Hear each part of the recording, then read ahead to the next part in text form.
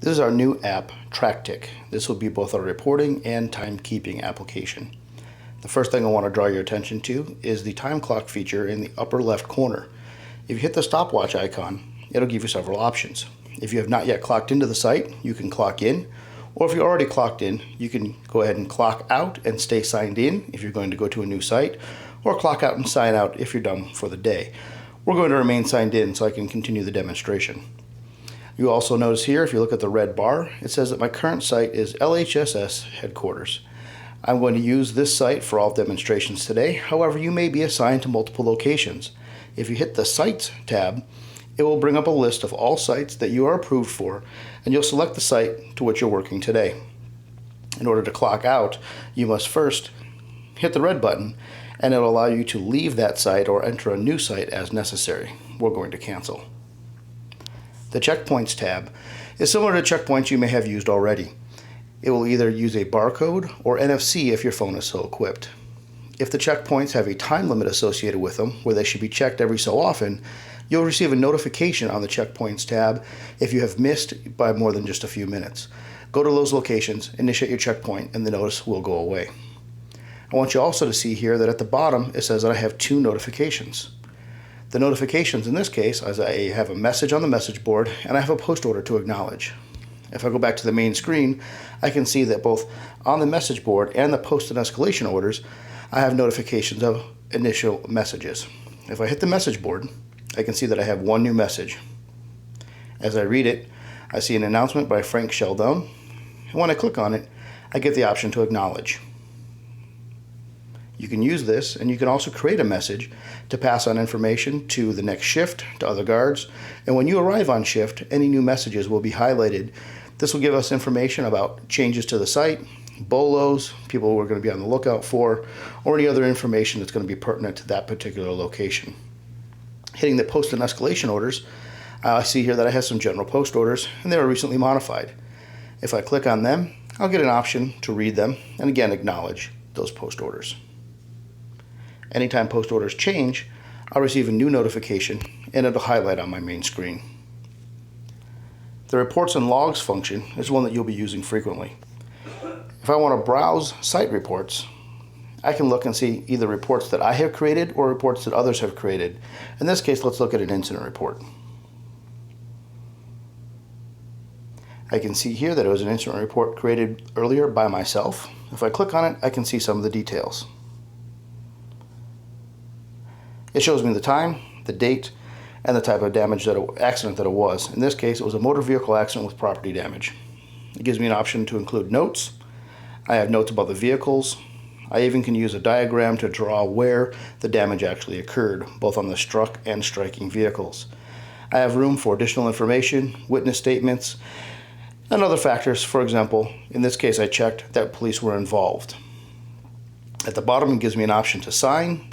And then when I created the report, once I submitted it, all this then became visible to other officers who are logged into the same site. If I want to create a report, I click on Reports and Logs, click Create a Report, and I have several options. At the bottom you see I have parking issues. That would be for something like a parking violation or towing a vehicle.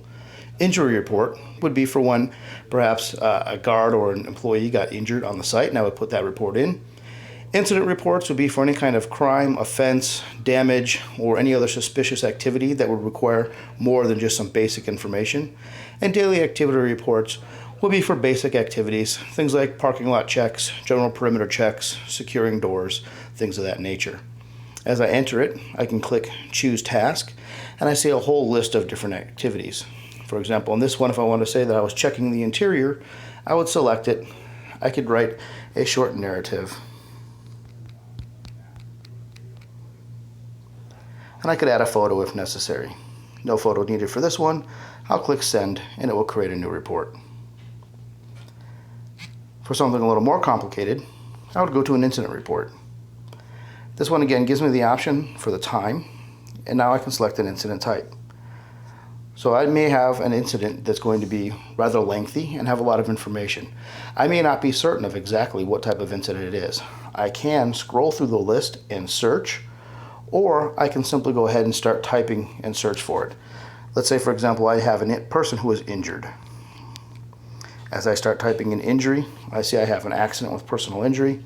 I click on that list, and then it gives me additional information. I can include the name of the injured person, contact phone. I get to describe the accident and the injury. And in this case, I have the option to mark the location of the injury on the body part. We'll say that this person injured their ankle. Once that's complete, I can scroll down.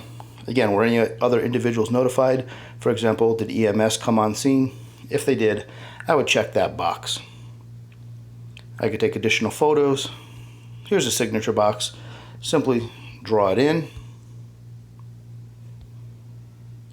and then submit the report.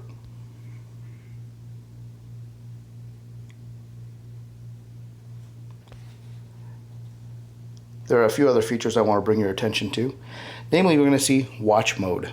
Watch mode is a feature that will allow you to use your phone as a form of a body camera. Once I bring it up, I have the option to hit start recording. At this point, it will record video and audio, and anything that I see or hear will be recorded and sent on to the server. This is going to be a very useful feature. If you're encountering an individual that you suspect may cause a problem, you can record the encounter as you deal with them. That way there's a permanent record of the event. We also have here the schedules. If you hit the calendar icon, you will see all the locations to which you have been assigned in the upcoming weeks. This location should provide not only where you are currently, but also any other locations that you may be scheduled for. If you have any questions about the application here, contact either Josh or Frank in the office, and we will try to give you as much information as possible.